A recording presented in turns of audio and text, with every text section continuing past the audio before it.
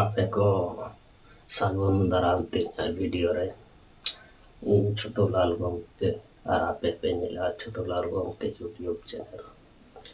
ᱛᱮᱦᱮᱧ ᱫᱚᱵᱚᱱ ᱪᱮᱫᱟ ᱛᱮᱦᱮᱧ ᱠᱞᱟᱥ ᱫᱚ ᱡᱮ ᱚᱞᱪᱤᱠᱤ ᱵᱮᱥᱤᱠ ᱠᱞᱟᱥ ᱢᱮᱱᱫᱚ ᱚᱞᱪᱤᱠᱤ ᱨᱮᱭᱟᱜ ᱨᱮ ᱯᱮ ᱡᱚᱯᱲᱟᱣ ᱟᱠᱟᱫ ᱛᱟᱵᱚᱱᱟ ᱯᱳᱭᱞᱳ ᱠᱷᱚᱱ ᱢᱩᱪᱟᱹᱫ ᱫᱷᱟᱹᱵᱤᱡ ᱱᱚᱣᱟ ᱵᱷᱤᱰᱤᱭᱳ ᱯᱮ ᱧᱮᱞ ᱛᱟᱵᱚᱱᱟ ᱟᱨ ᱞᱟᱭᱤᱠ শেয়ার আর সাবস্ক্রাইব আলোবন হিড়িᱧ ᱢᱟ᱾ ᱢᱟ ᱛᱟᱦᱞᱮ ᱠᱞᱟᱥ ᱵᱚᱱ ᱮᱛᱚᱦᱚᱵ ᱞᱮᱜᱮ᱾ ᱚᱞᱪᱤᱠᱤ ᱤᱫᱤ ᱠᱟᱛᱮ ᱢᱤᱫ ᱵᱟᱨᱭᱟ ᱠᱟᱛᱷᱟ ᱡᱮ ᱱᱤᱛᱟᱜ ᱥᱚᱢᱚᱭ ᱨᱮ ᱚᱞᱪᱤᱠᱤ ᱥᱮᱬᱟ ᱛᱤᱱᱟᱹᱜ ᱞᱟᱹᱠᱛᱤᱭᱟ ᱢᱮᱱᱫᱚ ᱚᱞ ᱠᱚ ᱯᱟᱲᱦᱟᱣ ᱞᱮᱠᱟ ᱯᱩᱛᱷᱤ ᱯᱟᱛᱷᱟᱢ ᱯᱟᱲᱦᱟᱣ ᱠᱚ ᱞᱮᱠᱟ ᱨᱮᱦᱚᱸ ᱚᱞᱪᱤᱠᱤ ᱥᱮᱬᱟ ᱞᱟᱹᱠᱛᱤᱜ ᱠᱟᱱᱟ। 1925 सालरे पंडित रघुनाथ मुर्मू ऑलचिकी आविष्कार लगा जहां दो सानताली पारसी रिया ऑलचिकी लिपि बन चेद कना नामड़ा बो बुझाव लगे जे ऑलचिकी दो लेख कना ऑल दो लेख कना आर चिकी दो मिटांग लिपि कना जैसे नवा दो राममोहन नवा दो ओजे राममोहन नवा दो लेख कना लेख ना रोमान हरफ ते नवा दो चिकी नवा दो लिपि अड़ाम दो रोमान हरफ रिया तें ऑल किया मेनखान लिपि दो जहां कना रोमान लिपि चिकी दो इंग्रजी रिया चिकी कना नवा दो उनका गे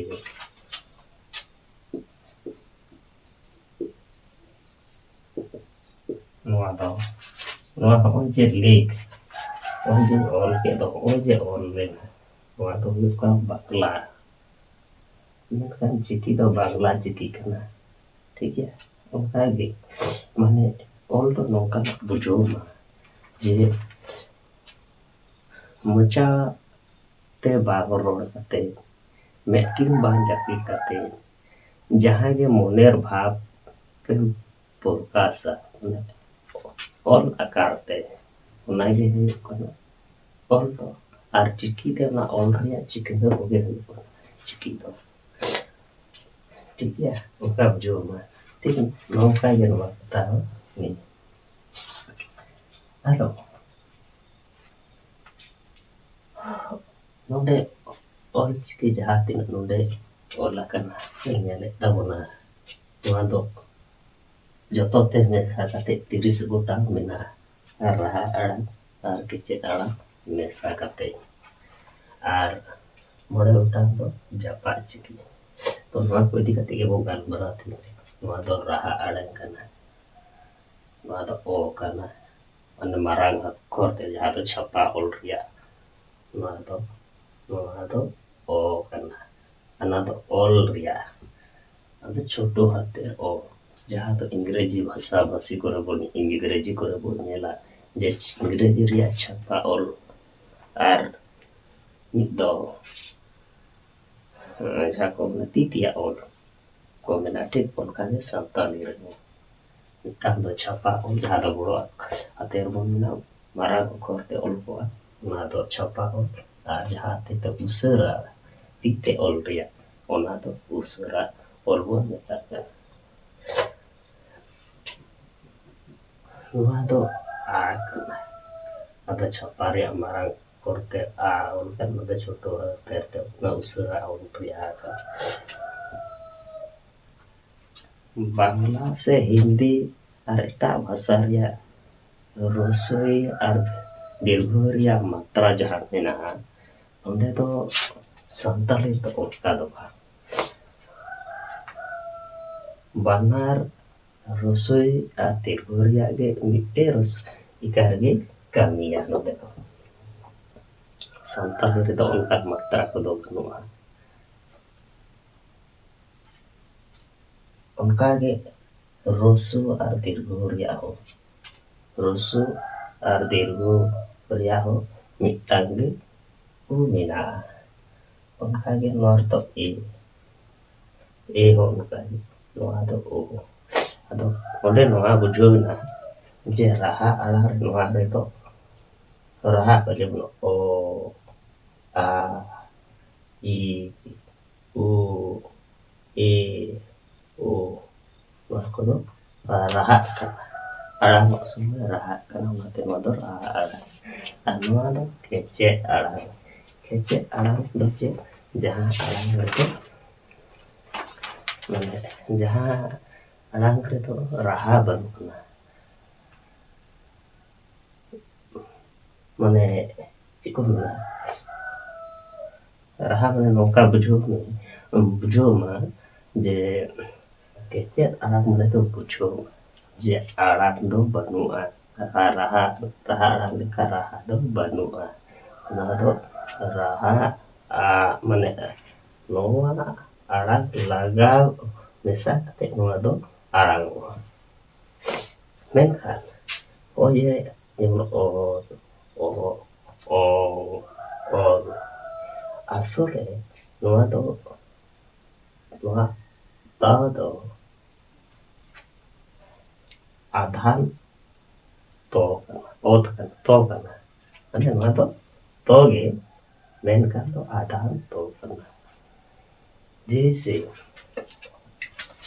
ᱦᱤᱱᱫᱤ ᱥᱟᱱᱛᱟᱞᱤ ᱨᱮᱧ ᱞᱟᱹᱭᱟᱫ ᱯᱮ ᱛᱟᱦᱮᱸ ᱠᱟᱱᱟ ᱡᱮ ᱠᱚ ᱦᱟᱞᱚᱛ ᱢᱟᱱᱮ ᱫᱚ ᱟᱫᱷᱟᱱ ᱜᱮᱭᱟ, ᱱᱚᱣᱟ ᱫᱚ ᱟᱫᱷᱟ ᱜᱮᱭᱟ, ᱟᱫᱷᱟ ᱛᱩᱞᱩᱡ ᱜᱮᱭᱟ, ᱟᱫᱷᱟ ᱠᱚ ᱠᱟᱱᱟ, ᱱᱚᱣᱟ ᱫᱚ ᱠᱚ ᱫᱚ ᱵᱟᱝ ᱩᱪᱪᱟᱨᱚᱱᱚᱜᱼᱟ, ᱱᱚᱣᱟ ᱫᱚ ᱠ, ᱱᱚᱣᱟ ᱫᱚ ᱠ, ᱡᱚᱠᱷᱚᱱ ᱜᱮ ᱱᱚᱰᱮ ᱦᱩᱭᱩᱜᱼᱟ ᱛᱚᱠᱷᱚᱱ ᱜᱮ ᱠᱚ ᱦᱩᱭᱩᱜᱼᱟ᱾ ᱴᱷᱤᱠ ᱱᱚᱝᱠᱟ ᱜᱮ ᱤᱱᱟᱹ ᱛᱚ ᱦᱚᱸ ᱟᱫᱚ ᱛ ᱠᱟᱱᱟ, ᱛ ᱢᱟᱱᱮ ᱫᱚ ᱟᱪᱪᱷᱟ ᱱᱚᱣᱟ ᱫᱚ ᱥᱟᱱᱛᱟᱲᱤ ᱛᱮᱫᱚ ᱪᱮᱫ ᱞᱮᱠᱟ ᱠᱚ ᱯᱟᱲᱦᱟᱣᱟ ᱡᱮ ᱱᱚᱣᱟ ᱫᱚ ᱚᱛ, ᱥᱟᱱᱛᱟᱲᱤ ᱛᱮᱫᱚ ᱱᱚᱣᱟ ᱠᱚ ᱯᱟᱲᱦᱟᱣᱟ ᱛᱚ ᱚᱛ, ᱚᱱᱠᱟ ᱠᱚ ᱯᱟᱲᱦᱟᱣᱟ ᱛᱚ᱾ ᱢᱮᱱᱠᱷᱟᱱ ᱦᱚᱸᱜᱼᱚᱭ ᱡᱮ ᱦᱟᱞᱚᱛ ᱢᱮᱱᱟᱜᱼᱟ ᱫᱚ ᱟᱫᱷᱟᱱ ᱛᱚ ᱠᱟᱱᱟ, ᱟᱫᱷᱟᱱ ᱛᱚ ᱠᱟᱱᱟ᱾ ᱚᱛ ᱫᱚ ᱩᱱ ᱜᱷᱟᱹᱲᱤᱡ ᱜᱮ ᱩᱪᱪᱟᱨᱚᱱᱚᱜᱼᱟ ᱡᱮᱭᱥᱮ ᱛᱷᱚᱲᱟ ᱱᱤᱭᱟᱹ ᱫᱚ ᱚ ᱨᱮᱭᱟᱜ ᱨᱮ ᱢᱮᱱᱟᱜᱼᱟ, ᱛᱚ ᱫᱚ ᱚ ᱨᱮᱭᱟᱜ ᱨᱮ ᱢᱮᱱᱟᱜᱼᱟ, ᱛᱟᱦᱚᱞᱮ ᱠᱷᱟᱱ ᱫᱚ ᱱᱚᱣᱟ ᱫᱚ ᱚᱛ ᱩᱱ ᱜᱷᱟᱹᱲᱤᱡ ᱜᱮ ᱩᱪᱪᱟᱨᱚᱱᱚᱜᱼᱟ ᱡᱚᱠᱷᱚᱱ ᱚ ᱟᱨ ᱛᱚ ᱢᱮᱥᱟ ᱞᱮᱠᱷᱟᱱ ᱚᱛ ᱦᱩᱭᱩᱜᱼᱟ, ᱚᱛ ᱦᱩᱭᱩᱜᱼᱟ᱾ ᱱᱚᱣᱟ ᱫᱚ ᱱᱤᱛ ᱫᱚ ᱯᱩᱥᱴᱟᱹᱣ ᱥᱟᱺᱦᱤᱡ ᱫᱚ ᱯᱩᱨᱟᱹᱯᱩᱨᱤ ᱚᱛ ᱦᱩᱭᱱᱟ᱾ ᱱᱤᱛᱚᱜ ᱫᱚ ᱱᱚᱣᱟ ᱵᱩᱡᱷᱟᱹᱣ ᱢᱮ, ᱟᱪᱪᱷᱟ ᱱᱟᱥᱮᱱᱟᱜ ᱦᱤᱱᱫᱤ ᱵᱷᱟᱥᱟᱛᱮ ᱱᱟᱥᱮᱱᱟᱜ ᱵᱩᱡᱷᱟᱹᱣ ᱟᱯᱮ ᱪᱮᱫ ᱞᱮᱠᱟ ᱡᱚᱠᱷᱚᱱ ᱜᱮ ᱱᱚᱜᱼᱚᱭ ᱡᱮ ᱠᱚ ᱵᱚᱱ ᱚᱞᱮᱫ ᱫᱚ ᱱᱚᱣᱟ ᱫᱚ ᱦᱤᱱᱫᱤ ᱨᱮᱫᱚ ᱞᱟᱦᱟᱛᱮ ᱠᱮᱪᱮᱫ ᱟᱲᱟᱝ ᱢᱟᱱᱮ ᱵᱮᱧᱡᱚᱱ ᱵᱚᱨᱱᱚ ᱞᱟᱦᱟ ᱛᱮᱵᱚᱱ ᱢᱮᱱᱟ, ᱛᱟᱨᱯᱚᱨᱮ ᱥᱚᱨᱚ ᱵᱚᱨᱱᱚ ᱡᱮᱢᱚᱱ ᱠ, ᱟᱨ ᱥᱟᱱᱛᱟᱲᱤ ᱨᱮᱫᱚ ᱚᱱᱟ ᱨᱮᱭᱟᱜ ᱩᱞᱴᱟᱹ ᱦᱩᱭᱩᱜᱼᱟ᱾ ᱪᱮᱫ ᱞᱮᱠᱟ ᱚᱱᱟ ᱫᱚ ᱞᱟᱦᱟᱛᱮ ᱨᱟᱦᱟ ᱟᱲᱟᱝ ᱛᱟᱨᱯᱚᱨᱮ ᱠᱮᱪᱮᱫ ᱟᱲᱟᱝ ᱩᱪᱪᱟᱨᱚᱱ, ᱛᱚᱵᱮ ᱟᱹᱱᱤᱡ ᱡᱟᱦᱟᱸ ᱦᱚᱸᱜᱼᱱᱟ ᱛᱚ ᱟᱹᱪᱩᱨᱚᱜ ᱧᱮᱞ ᱯᱮ ᱨᱟᱦᱟ ᱟᱲᱟᱝ ᱵᱮᱜᱚᱨ ᱱᱚᱣᱟ ᱛᱚ ᱵᱟᱝ ᱩᱪᱪᱟᱨᱚᱱᱚᱜ ᱠᱟᱱᱟ ᱯᱩᱥᱴᱟᱹᱣ ᱥᱟᱺᱦᱤᱡ, ᱟᱫᱷᱟᱱ ᱜᱮᱭᱟ, ᱡᱟᱦᱟᱸ ᱜ ᱱᱚᱣᱟ ᱦᱚᱸ ᱜ ᱠᱟᱱᱟ, ᱱᱚᱣᱟ ᱦᱚᱸ ᱜ ᱩᱱ ᱨᱮᱜᱮ ᱩᱪᱪᱟᱨᱚᱱᱚᱜ ᱠᱟᱱᱟ, ᱚᱱᱟ ᱫᱚ ᱚᱜ ᱠᱟᱱᱟ, ᱚᱜ, ᱚ ᱟᱨ ᱜ ᱢᱮᱥᱟ ᱠᱟᱛᱮ ᱟᱫᱚ ᱦᱩᱭᱩᱜ ᱠᱟᱱᱟ, ᱢᱟᱱᱮ ᱜ ᱦᱚᱸ ᱚᱞ ᱫᱚ ᱦᱩᱭᱩᱜ ᱠᱟᱱᱟ ᱚ ᱛᱟᱨᱯᱚᱨᱮ ᱜ, ᱛᱚᱵᱮ ᱟᱹᱱᱤᱡ ᱜ ᱦᱩᱭᱩᱜ ᱠᱟᱱᱟ,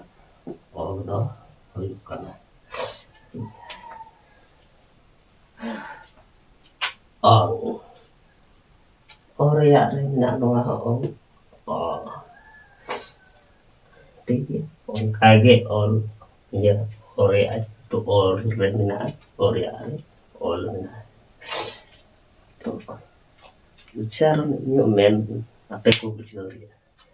ᱡᱮ ᱚᱛ ᱪᱮᱫ ᱞᱮᱠᱟ ᱩᱪᱪᱟᱨᱚᱱᱚᱜ ᱠᱟᱱᱟ ᱚᱱᱟ ᱛᱷᱚᱲᱟ ᱵᱩᱡᱷᱟᱹᱣ ᱯᱮ᱾ ᱚᱛ चिल्का रे उच्चारण कना जेहेतु केचे आड़ांग रे मेना तो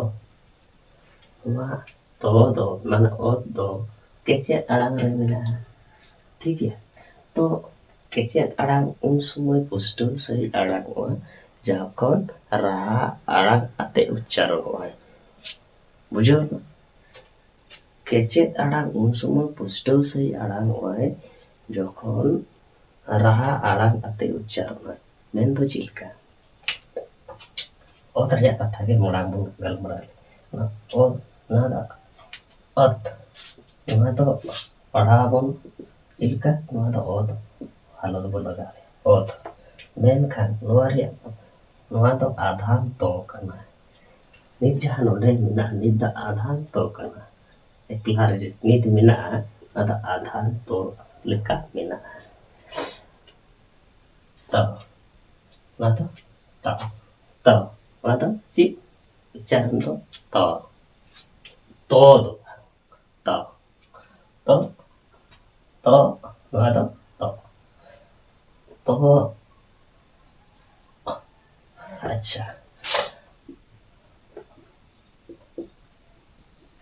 una kana asol todo nwa to santali re khetre में दो अलग अलग हिंदी रे तो चिल्का जैसे हमें कोरे कथा को लेला को हालो तो बोला गा किया ना था एक्चुअली को दो कान करना ना था कब करना को उन घड़ी के उच्चारण को युक्त तो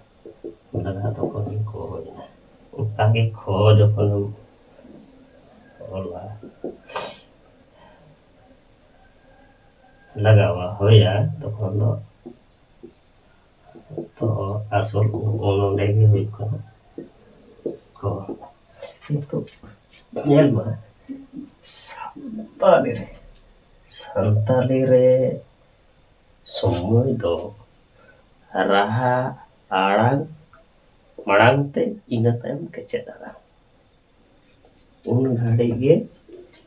kecet aड़ांग नवा दो stosik je hoye je to उनका gi oh ate nye do orang मड़ांग ओ तापर गो उच्चारण कना जहाँ ग मेना ग कना ग कना ने आधार ओ लिखा नवा दो मेना एकला रे मेना आधार गो अतो ओ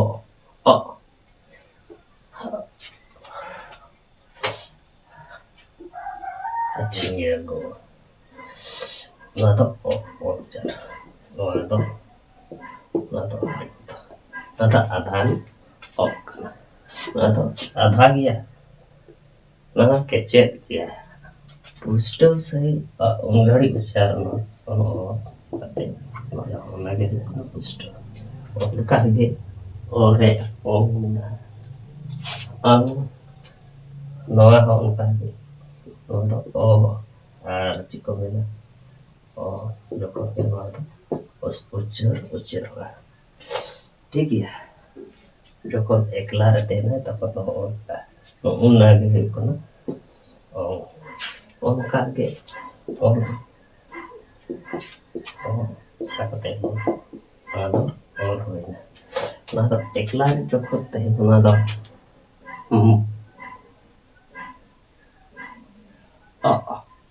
चिल्का एक अच्छा नवा तो बोली ना itu are ya are ada ag ठीक उनका है बड़ा उनका है तो ada ag atau ag atau adhan को करना आग उंगड़ी को पढ़ा जखन के और युक्त को बोला नवा करना अच्छा आग युक्त स्वरूप हा जो का उंगड़ी के आग बोला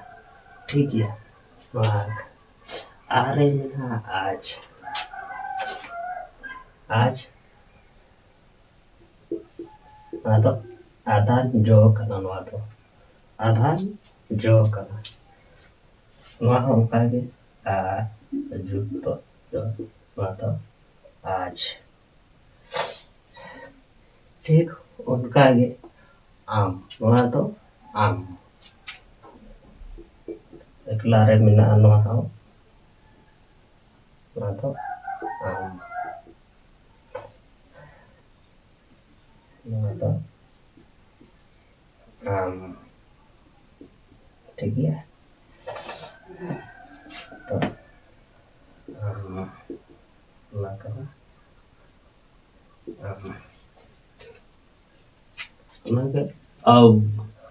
तो ओ कर औ ची औ ना तो ना हो जुक्तो औ अमन औ ठीक है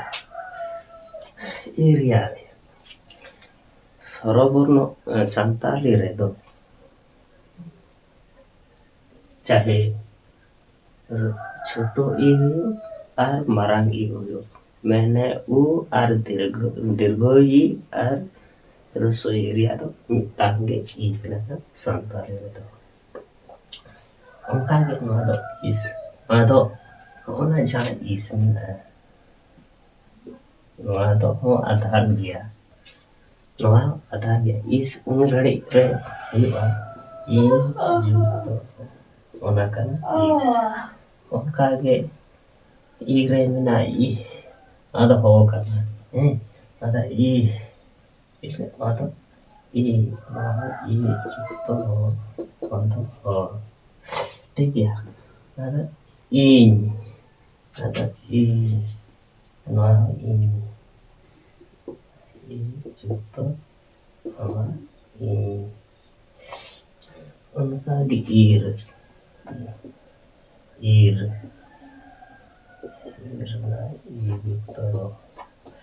ada ir ठीक है उनका भी ऊर्जा पूरे हो उनका के रसोरे हो दीर्घोरे हो बांग्ला हिंदी रे तो ऊर्जा माने रसोरिया दीर्घोरिया आलादा मात्रा मेना मेनखान सानताली रे तो उनका दो बानुआ रसोरे हो और दीर्घोरे हो मिटांगे ऊर मेना अच्छा ना तो ऊर ना तो ऊज करना माने नोआ ऊज हो आधान गया मेनखान ऊज उन रे हुआ atau uj atau ujung अच्छा इन छोटो तरी नंबर ओ जुक्तो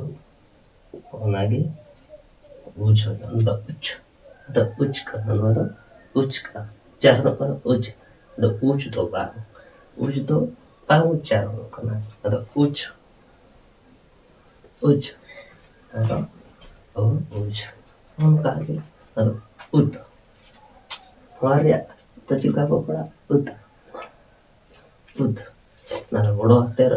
ud atau siapa aku te atau orang kana anu atau surat ud udo udo atau udo atau udo ini उनका के ada kana ada chapa ultia atau usura ultia udah ada udah kage oi nada ya kana ona mana iya ada iya do bang iya mana iya gitu ya उनका के ए मतलब F मतलब विचारना F विचारना ना तो छापातिया F पोकना अन तो उसरा औरतिया पोकना F A रे मेरा F atau jika if atau ini dulu aja ए उन घड़ी के होना वा एक दो ए हो एफ एफ मतलब एक दो बार एक दो उन घड़ी उच्चार ए जुतो एक हो उन घड़ी वाला एक होना ठीक है उनका eight another dog eight another eight the bar another eight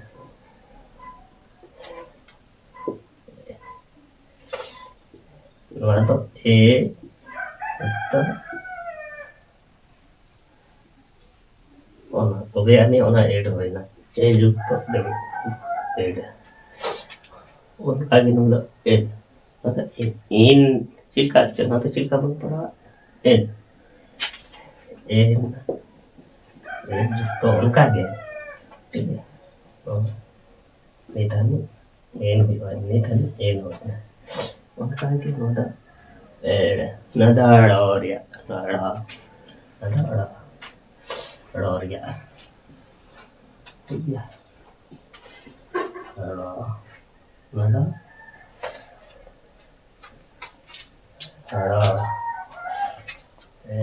nada ada era itu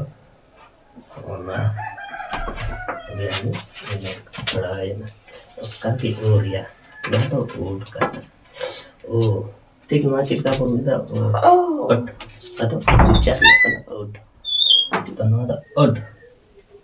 nada पढ़ा up oh nada nada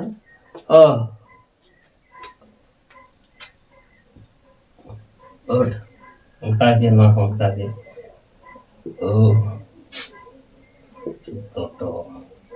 तबे हमें ओट होइना तबे हमें मतलब ओट होइना ओट उनका के अब ना अब मतलब ची ना अब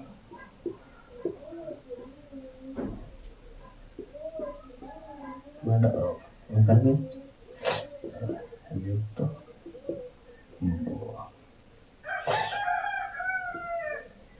nada chapati ya nada usura और ठीक है nada o तबे nada o होइना ठीक है nada o nada अनुसारिया कमिया ओम जहाँ तो चंदो बिंदु परिया ओ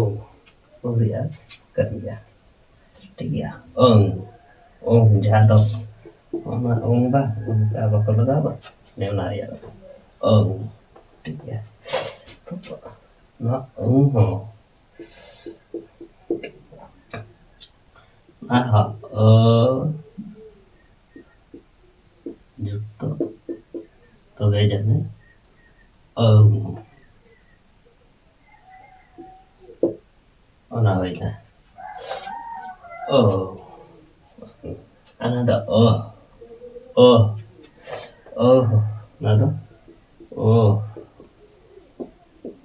nada nada दा हो करना ठीक है नदा चपाते ओला करना नदा सुराते nada तो nada nada ठीक है apa वो बिना क्या तो बोले ना तो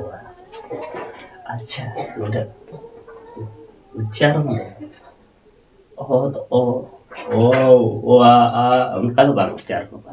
ठीक है ना तो जैसे अच्छा ना तो होने का ना तो ठीक है ना तो तीर है तो चिल्का ना तो जब एकला रहते हैं ना तो टी को बिना ना तो चिल्का बिना एकला जब होते हैं ना तो टी को बिता ठीक है और जो कौन साबान शब्द जो कौन को बिना उन लोग मतलब टी लिखा था बार उजुरा तो कौन टी ए डब्ल्यू के मतलब तोवा ठीक है मतलब तोवा ठीक उनका ही हमारा सत्तारी रे साबान सुबह एकला रहे तो जो कौन कहते हैं ना तो कौन अकुम तो ते जो कौन को उच्चारण एकला रे जो कौन को उच्चारण तो कौन तो आधान को उच्चारण ठीक है नसीना आर मिटang उदाहरण जेमन एम नोआ एम बोन पढ़ावा नोआ एम को पढ़ावा और जखन गे नोआ साबाद रे को बेनावा जेमन मने का मा मंगल मंगल मंगल एम इन अगे एल उनका तो बाको पढ़ावा ठीक है आदो नोआ mana pustu na pura pustu ale kana mana pura em leka mol ka ado ucharon dia ठीक होना जैसे और जैसे तो आज और क्या ठीक रोका दादा पुष्टो जहाँ तक हम पढ़ा रहे तो जे और तरह और तो समानुआ पुष्टो तो ये ठीक आधा अपना पूरा तो लिखा दो उच्चारण सबा तरह लोग को मिसाया ठीक उन्हारे उनका के और तरह और जुतो देखो वो सबा तरह लोग मिसाया तखन तो जैसा अपना ना दो गोगो मने का उदाहरण में ना गोगो गोगो में आयो जाएगा ठीक है तो गोगो एकला रे जो हम पढ़ा गया गोगो तो उच्चारण में आज हम साबा मो बना किया तो कौन तो का गोगो साबा जो को मो बना किया तो कौन तो पूरा गोगो का उच्चारण ठीक है जैसे हम इंग्रेजी ले आते हैं एम जो को एकला रे बोल जाता तो एम बोल मिलता आज को साबा रे जो बोल मिसाइला उनको पोस्ट मोड का उच्चारण होता है ठीक है ये केचे अड़ांगे आरहो पुन हटिंग रे हटिंग करना माने अड़ांग जानी केचे अड़ांग रे जहां रहा अड़ांग लेका माने जहां अड़ांग करना उनका लेकाते केचे अड़ांग उन हटिंग रे हटिंग करना मिटान दो अड़ांग केचे अड़ांग दोसा तो तपु केचे अड़ांग तिसा तो अड़ांग केचे अड़ांग और मुझे तरह तो चेतने के चेताड़ा आतो नुआ कोरिया पढ़ार के चेताड़ा रिया अड़ाग हो भेगार गया नालो पढ़ार के चेताड़ा कर चार या हो जो तो उड़ुक चबा आते न पढ़ार के और वो चार या हो उड़ुक चबा करना पेच ना तो पढ़ार के चेताड़ा बोल ताकना नुआ को जो तो पढ़ार के चेताड़ा रिया उदाहरण करना अब इस कुछ एक पेट aku तो पढ़ा kecet alang dia udahan uka ke taku kecet alang do oka ko misalkan taku kecet alang do jahan to alang wak semua tapu agak tapu buka alang on hate no to tapu kecet alang cuma aja nah to nah hoi to bang uduk kan ठीक है asma to rarang माने अड़ांग के रावा okay तो राड़ांग केचे अड़ांग को मिताकना जेमन मालु चंदो बिंदु कना न्योका नता आम ई माने ना रावा हा रावा कना ना नाते राड़ांग केचे अड़ांग ना तो रहा अड़ांग केचे अड़ांग ये उदाहरण कना आम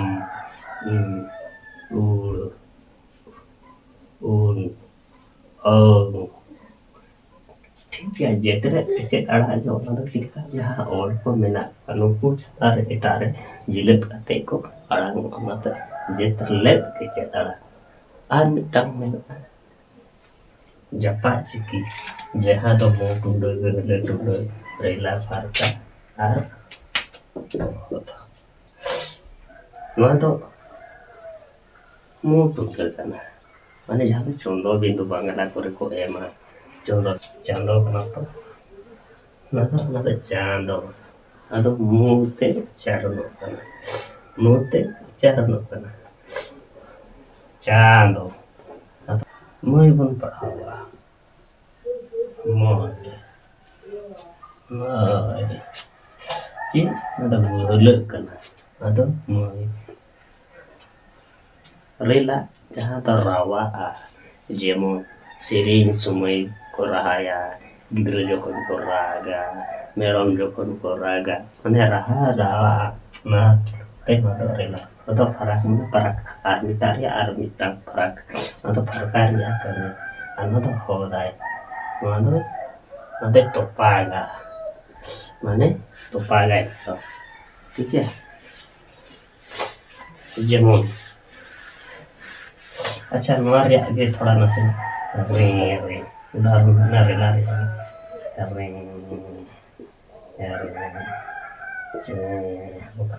चे रे रे दा चिली को रे रिंग को रागा चे दा चिली को ना चे को रागा ठीक है उनका आगे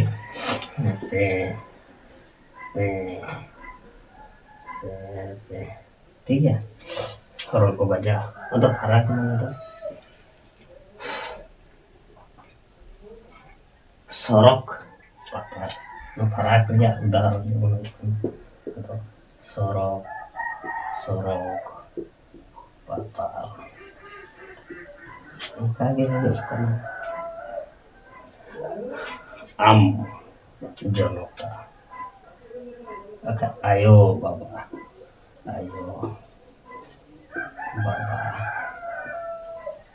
ठीक है ना फराक दिया है फर्क का होता है मतलब गिद्र होता है उदाहरण होता है गिद्र होता है पिंडर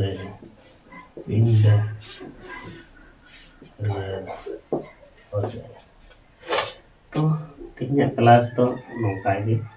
क्लास चिल्का पे बुझे क्या कमेंट करते पे बड़ा है चुने जहाँ नवारा पे जा पड़ा होगा ना तो हमको पुलु दो पे वीडियो नियल पे आर बाम पे बुझो दड़िया का नौका के आरो बार वीडियो नियल में आर प्रैक्टिस में लेकिन पे सेड़ा पे बुझो दड़िया मैं तीन क्लास नौका है 10 दा सनाम को